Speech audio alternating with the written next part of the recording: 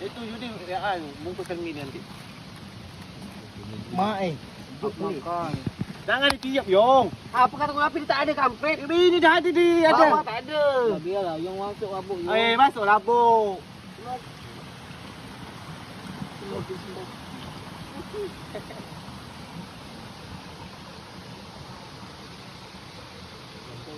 Kau tinggal kat Aceh ni, Yong. Ada dalam tiap dia angin sana. Angin sana jadi